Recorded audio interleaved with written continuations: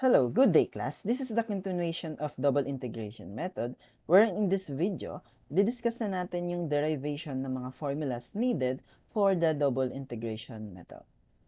Recall natin from the elastic beam theory, doon sa ating previous video, we have this equation. 1 over rho is equal to m over ei. And from differential calculus, the formula for curvature of the curve, or k, is equal to 1 over rho, this one. And that is equal to y double prime all over 1 plus y prime squared raised to 3 halves. And we can combine these two equations. Therefore, this equation now will be equal to this one, y double prime all over 1 plus y prime squared raised to 3 halves is equal to m over ei.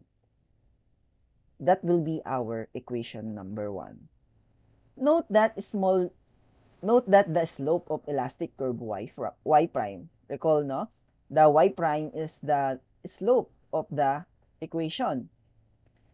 If it is very small, so kapag ang slope natin is very small, we can assume that y, a very small number squared, is equal to 0. So bakit natin i-assume na yung slope natin is very small? Take note, we are analyzing here a beam. And sabi natin, yung deflection ng ating beam, hindi ganun kalaki or hindi siya visible. Gumagawa lang tayo ng ating elastic curve na exaggerated, pero in reality, maliit lang talaga yung ating mga deflection. And given na maliit yung deflection, maliit din yung magiging mga slope ng any point of the elastic curve. Therefore, tama lang na i-assume natin na yung magiging slope natin dito is very small. So, a small number, squared natin yan, that is equal to 0. And equation number 1 will become now y double prime multiply to ai is equal to m. Kasi ito ay magiging very small number squared that is equal to 0 or very near to 0 na yan. Plus 1, so 1 plus 0 raised to 3 halves, 1 pa rin siya. So ito na yung magiging equation number 1 natin. So this means that the moment function, this is m, is equal to the second derivative of the equation of the elastic curve. If the equation of the elastic curve is y, then y double prime is the second derivative of that equation. Multiply to ei, that is the moment function or internal moment of the beam at any point.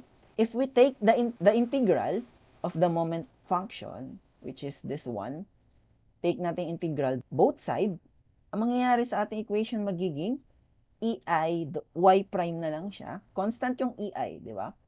So, ano ba yung integral ng y double prime? Di ba y prime yan?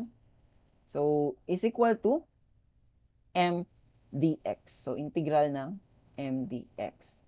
So, ei multiply to theta. Di ba? Kasi ang ating y prime is also equal to theta. Ayan. So, nagkaroon tayo ng first integration dito para lumabas yung theta or yung y prime or yung slope for a specific point of a curve. No? And again, i-integrate pa natin yung equation na to. Try natin integrate.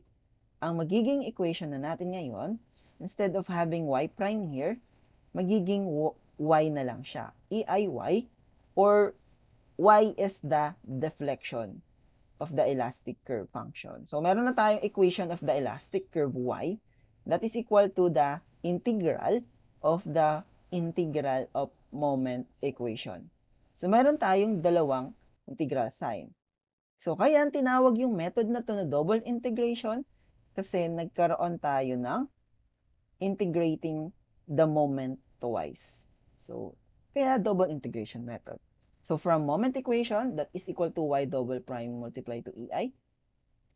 Integrate mo ng twice yan, magkakaroon ka ng elastic curve function, which is y. Malaman mo na pala yung equation mo ng iyong elastic curve. Unlike sa ginawa natin before, no, yung pag nagdodraw tayo ng elastic curve, hinuhulaan natin yung magiging drawing nun, no ba? So, in this case, since alam mo na yung magiging value mo ng elastic curve or yung equation mo, so, pwede mo na siyang mas accurately using this method. Of course, meron tayong mga sign convention na sinusunod in double integration method. So, the slope or y prime or theta of the elastic curve is positive if the elastic curve rotates counterclockwise from the undeformed shape of the beam. Likewise, it is negative if the elastic curve rotates clockwise from the undeformed shape of the beam. Let's say we have here beam loaded with this loading. And let's say this is the axis wherein this one is the undeformed shape of the beam. So, drawing its elastic curve, so ganito yan, makikita natin if we try to, let's say we will calculate the rotation of this curve at this point, at the support. So, let's try to draw a line tangent to this point. And as we try to measure the rotation of this point, we have this rotation. So that rotation is equal to negative. Bakit? Kasi from this line, yung magiging curve mo will rotate at this angle. Kasi from this line, bumaba yung iyong curve ng clockwise from the original position. So clockwise is negative theta. So pag measure natin yung theta dito, that is negative dapat. However, kapag ito naman yung point na inanalyze natin, yan, draw tayo ng tangent line dyan for us to calculate the slope. Diba? Ganun tayo kumukuha ng slope of a curve. Magdodraw tayo ng tangent line from our analytic geometry, from our calculus, no? So, if we try to measure its angle, so, makikita nyo to. So, from the original position of the beam, so, magro-rotate siya pa ganito, no?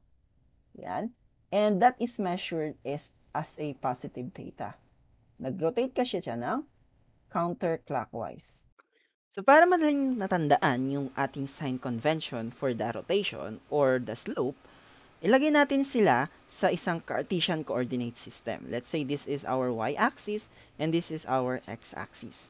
And ilagay natin yung ating longitudinal axis of the beam doon mismo sa x-axis natin. So, let's say ito nga yun, nakalapit siya mismo dito.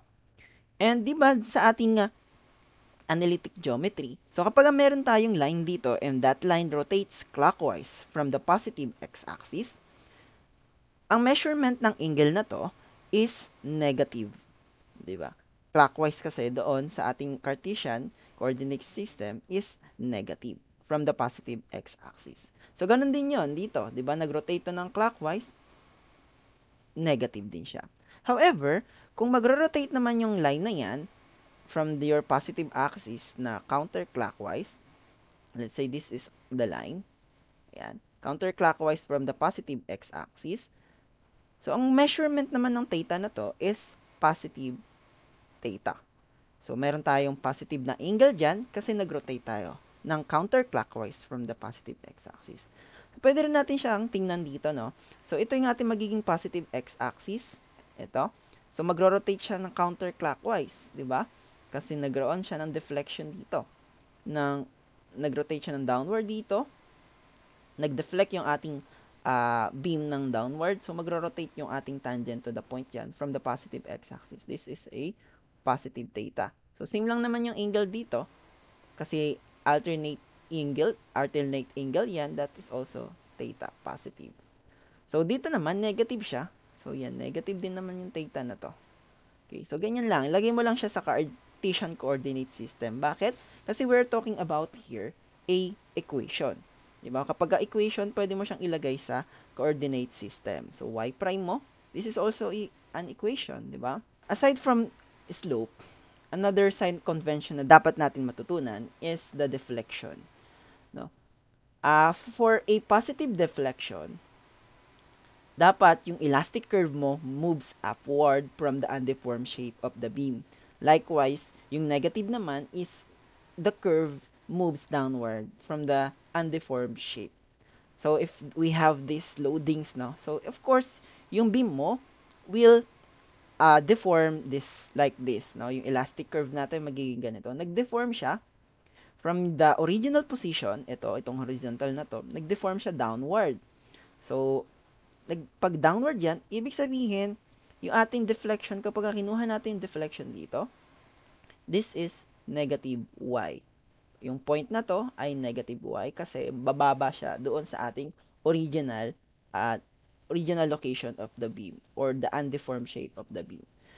Yan, that is negative deflection y or delta. However, kapag may loadings naman ng ganito yan, di ba ang magiging elastic curve mo ay pataas. So, upward naman siya ngayon. Yan. Upward yung elastic curve mo, dapat positive yung measurement mo ng deflection. Mas madali lang tandaan para dun sa sun convention ng deflection, no? Para hindi malito ulit, take note, pwede natin ulit ilagay ito sa Cartesian coordinate system, di ba? So, kapag mayroon tayong point na nasa above ng ating x-axis, so let's say this is our x-axis, yung y mo doon, di ba positive?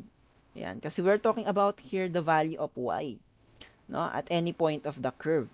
Diba? So, kapag nasa baba naman yung point mo, yung value naman dun ng y mo is negative. Isipin mo lang lagi na nasa coordinate system yung iyong beam. Okay? After the sign convention, dito naman tayo sa boundary condition. Remember, no, sa differential equations, boundary conditions are set of points that are used to determine the values of arbitrary constant or Cn that appeared in the process of integration. Meron tayong integration na ginawa na dalawa, no? Kasi double integration method nga to. So, ibig sabihin, dalawa rin yung makukuha nating constant or Cn. So, unang integration natin, dapat meron tayong C1. Diba? Sa pangalawang integration natin, dapat C2 naman siya, no?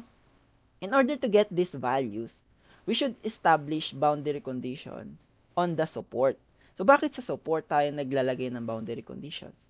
Kasi the slope and deflection of the beam at the location of fixed support are equal to 0. So, bakit?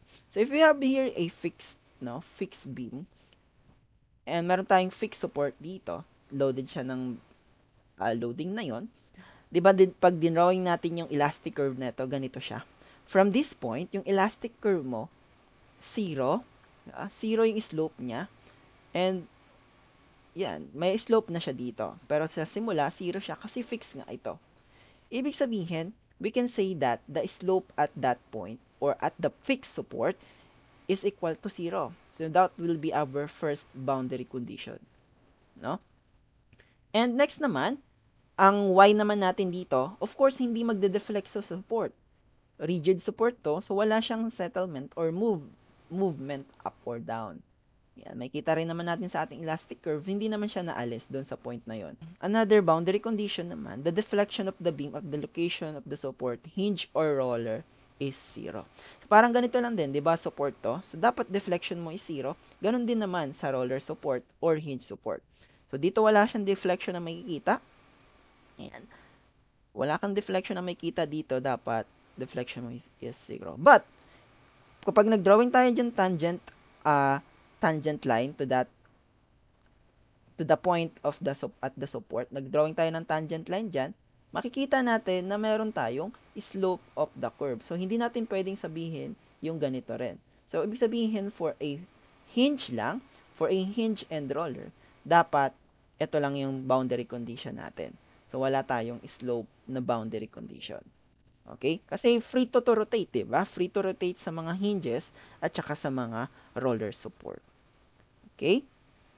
So, that's it for the double integration method, yung dapat nating matutunan, yung mga formulas na gagamitin natin. So, i-apply natin to sa problems. So, sa next video na natin ipakita yon.